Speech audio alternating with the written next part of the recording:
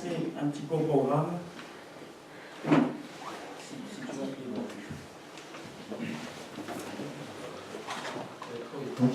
veux, en arrière.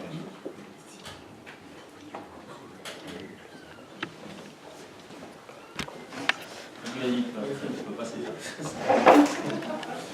Oui, ça. Voilà.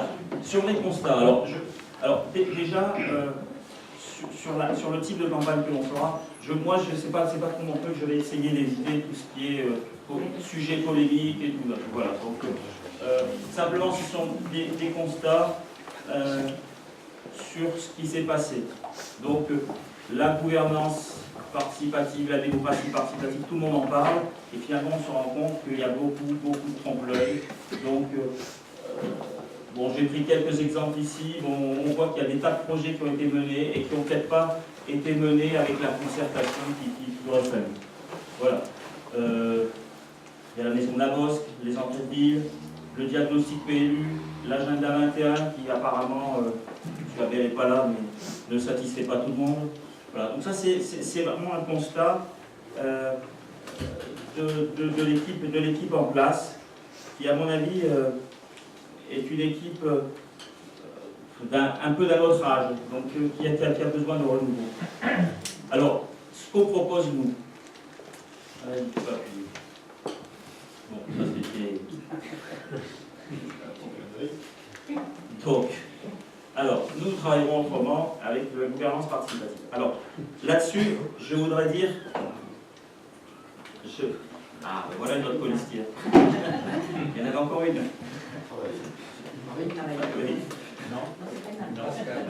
C'est Pascal.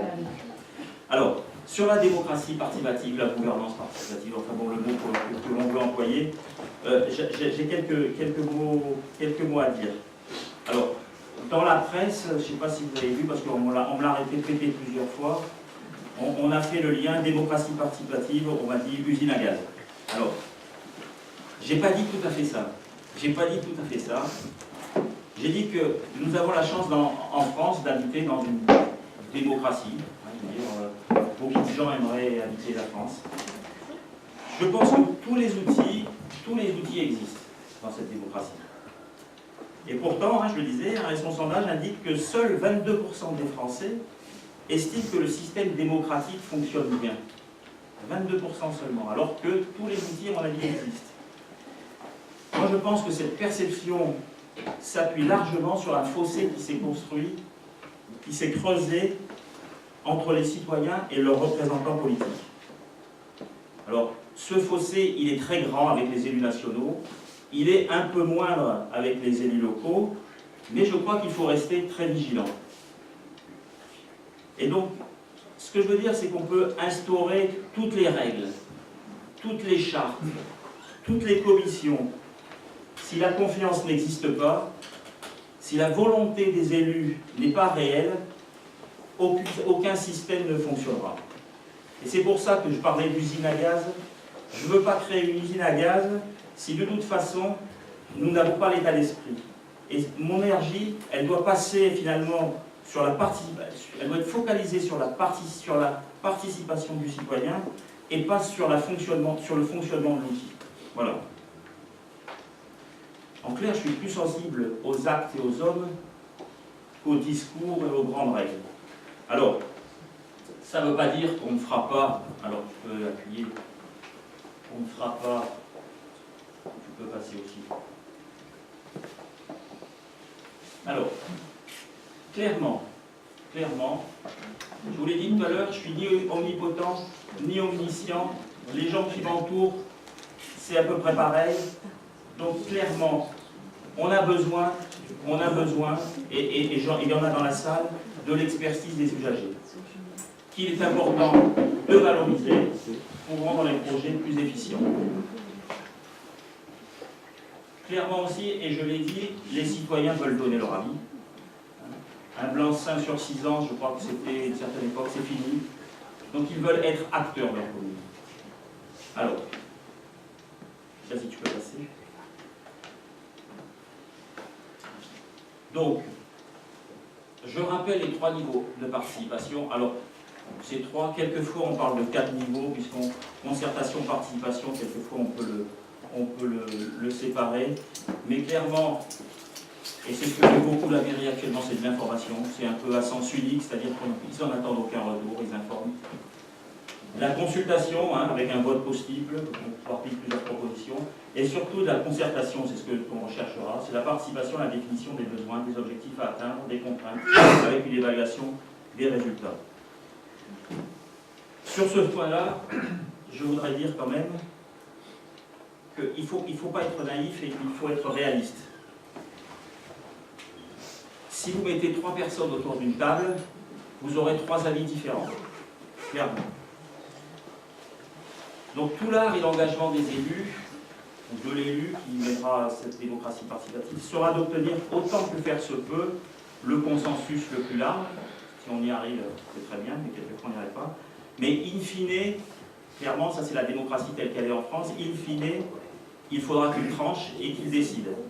La décision ultime lui revient, malheureusement c'est comme ça en France, mais il faut quelqu'un qui tranche, et je pense que c'est nécessaire hein, au bon fonctionnement de la démocratie. Voilà. Donc ce qu'on va proposer, tu peux rappuyer s'il te plaît, c'est 3 types d'instances de concertation. Par quartier, pour les projets qui peuvent être locaux, sur un lieu de vie, une salle, des déchets, la voirie, des transports. Par thème, donc des termes transverses qui peuvent intéresser les gens un peu partout, sur la culture, le sport, l'urbanisme, le développement. Un thème qui est un peu actuel, hein, c'est la mise en place, par exemple, c'est pas un projet d'investissement, mais c'est un projet qui est fondamental actuel, c'est la mise en place des activités périscolaires. Ça, c'est vraiment un thème important, parce que vous avez des acteurs multiples, vous avez les enfants, mais généralement on ne leur donne pas trop la parole, vous avez les parents, les enseignants, les directeurs d'école, les fédérations de parents d'élèves, l'administration, les élus, et quand vous mettez tous ces gens-là autour, là il n'y en a pas un qui a le même avis, et donc là, il y a une grosse difficulté, sachant que, là, je ne reviens pas sur la loi, parce qu'elle est passée, donc on l'appliquera, et c'est quelque chose qu'on devra mettre en place en 2014, et c'est quelque chose de très très important, pour lequel la participation de tout le monde sera nécessaire. Voilà. Sur ce thème-là, ce que je dirais simplement, ce que j'ai pour l'instant j'ai pas une solution, puisque de toute façon, tous les acteurs ont leur solution. Par contre, ce que je dirais, c'est que par rapport au projet que voudrait proposer la mairie, qui est un projet à minima, en fait, eux, ils ne voient pas l'intérêt de l'enfant, ils voient surtout le minimum d'investissement pour la commune. Moi, ce que je considère, c'est que la jeunesse, les enfants, c'est quelque chose d'important.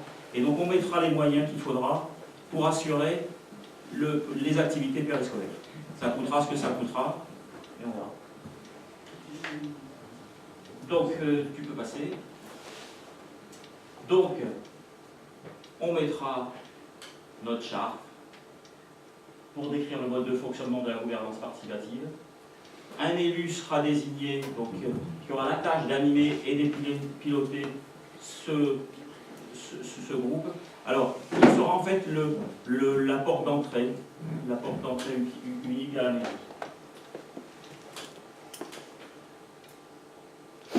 Après, ben, on verra ensemble. Après, bon, c'est vrai que tout ce qui est publication, tout ce qui est transparence, voilà, travaux des instances de concertation seront publiés sur le site internet de la mairie, donc tout ça, c'est ce qui fera. Par exemple, un exemple concret, alors on a des tas d'actions, mais je ne voudrais pas tous les dire aujourd'hui. C'est parce que j'y tiens beaucoup, j'ai fait ça pendant quelques années quand j'étais retiré de la vie active, c'était que je souhaiterais, pour faire participer le plus de Venellois à la vie municipale, j'aimerais diffuser, alors en direct ou en léger différé, tous les conseils municipaux. Donc ça c'est quelque chose parce que ça permettra peut-être aux élus de se tenir un peu quelquefois, et puis ça permettra de voir la difficulté du pouvoir, on va dire. Voilà. Donc sur la gouvernance, j'en dirai pas plus. Je veux que vous soyez convaincus de que au-delà des outils qui vont être mis en place, c'est plus la personnalité, la mienne et ceux qui nous entourent qui vous garantiront cette transparence et ce mode de fonctionnement. Parce que vous savez, hein, on peut écrire tout ce qu'on veut. Si l'élu, si le maire ne souhaite pas ne jouent pas le jeu, ça ne marche pas. Et vous en avez peut-être des exemples. Voilà. Alors on va passer... Bon, ça aussi, c'est un grand discours, c'est une phrase qui veut dire tout ce qu'elle veut dire. Hein. On s'engage, mais bon, là aussi, c'est qu'une promesse. Hein, donc voilà. Donc on s'engage à faire participer au niveau le plus élevé possible les citoyens et on va dire les experts de la commune. Voilà. Chaque année, on essaiera aussi d'organiser une journée de la gouvernance participative pour que tous ceux qui ont participé échangent et évaluent le travail accompli. Voilà, j'en dirai pas plus. Il faut voir que c'est qu'un outil, hein. C'est une boîte à outils qui est structurant et qui est transverse sur tous les projets et d'investissement et projets sociaux. Un constat aussi. Bon. Je voulais mettre des photos, mais c'est pas la peine. Mais on se rend compte que sur Venelle, actuellement, il y a un développement anarchique. On a l'impression qu'il n'y a pas de vision à long terme. Les commerces, ben, il y en a partout. On est devenu un petit peu la zone commerciale d'Aix-Nord. Hein. Donc, je me rappelle, moi, il y a très longtemps, il y avait eu un projet de grande zone commerciale de l'autre côté que les Venellois avaient refusé en majorité. Mais finalement, petit à petit, ça s'est grignoté et on en est arrivé presque à la même situation. Hein, à la même situation. Donc, voilà. Et ça s'est fait insidieusement, petit à petit, voilà.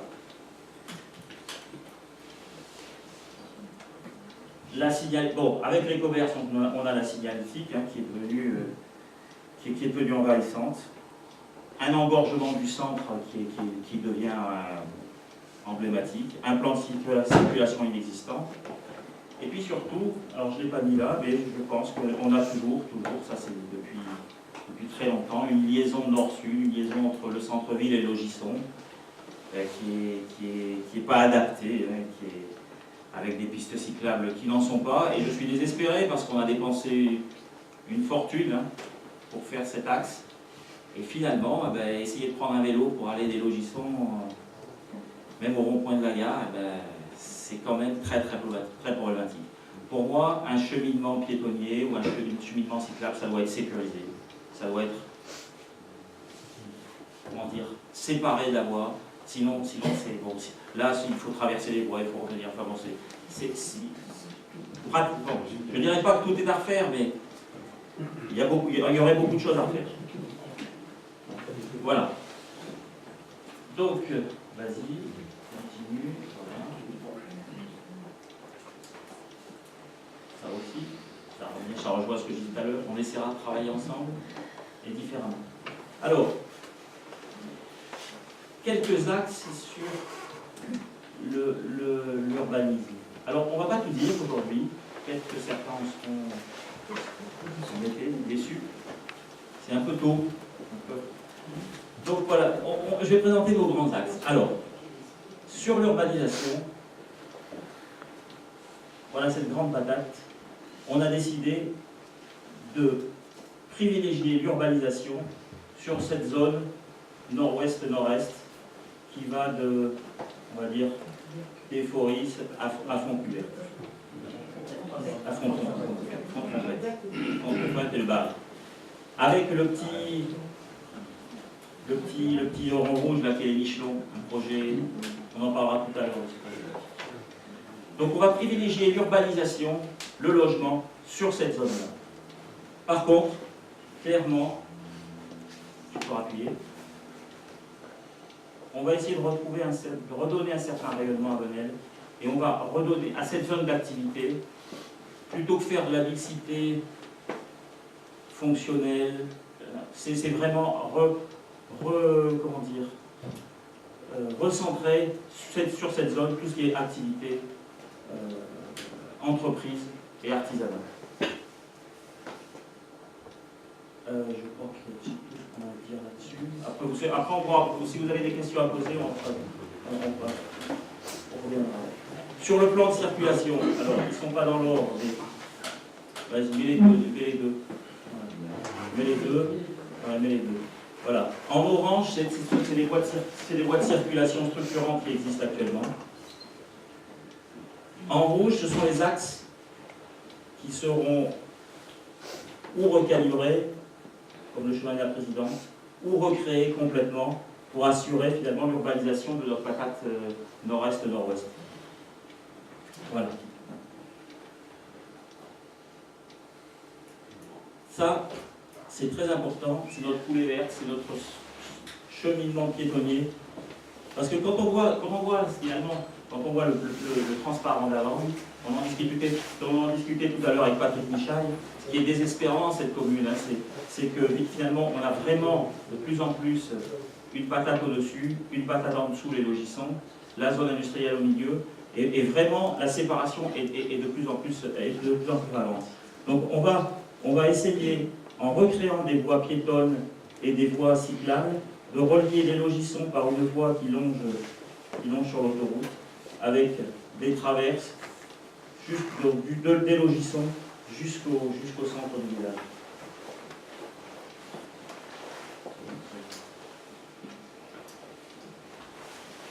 Alors, dans le même thème, les équipements structurants que l'on prévoit.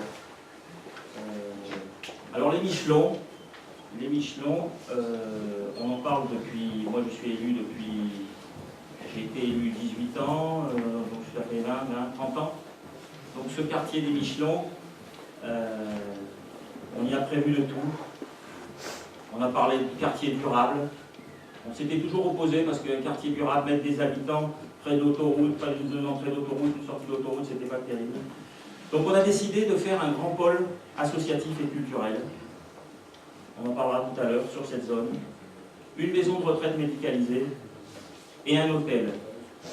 Un hôtel, c'est une grande demande à la fois des Venellois, parce qu'il n'y a pas d'hôtel, et à la fois des entreprises qui survenaient. Sur la zone d'activité, donc la zone d'activité, c'est ce qu'on a vu tout à l'heure, c'est l'ancien terrain de Madame Chevreau, le terrain où il y a les tours de sol, ça s'appelle les tours de sol maintenant. Voilà.